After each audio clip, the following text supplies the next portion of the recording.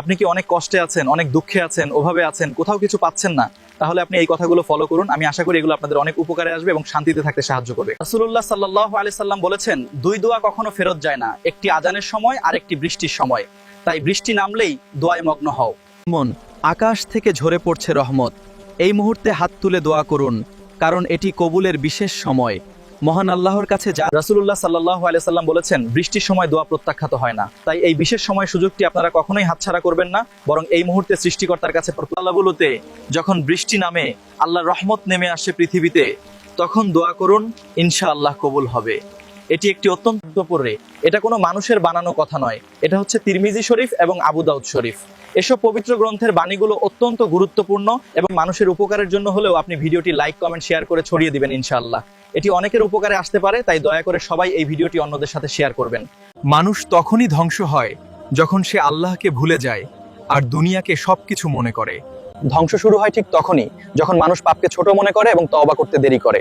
তাই সময় থাকতেই আমাদের সচেতন হওয়া এবং সঠিক পথে ফিরে আসা অত্যন্ত জরুরি।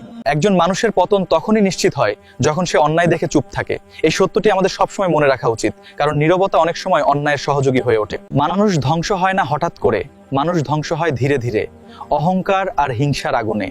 এই সত্যটি আমাদের মনে রাখা উচিত, কারণ আমাদের সবচেয়ে বড় ধ্বংস তখনই যখন হৃদয় কঠিন হয়ে যায় আর সত্য কথা ভালো লাগে না।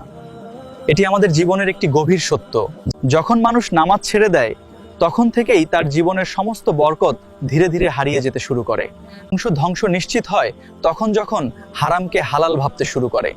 এটি কেবল একটি সতর্কতা নয়, বরং সময়ের দাবি যে আমরা আমাদের প্রত্যেকটা মানুষকে বাঁচানোর জন্য ভিডিওটি বেশি বেশি করে শেয়ার করবেন, আর আপনি নিজেও বাঁচবেন, অন্যকে বাঁচান সুযোগ করে দেবেন। হজে যেতে পারছি না, কিন্তু চোখের পানি থামে না, ইয়া আল্লাহ আল্লাহ আমাকে ডাকো।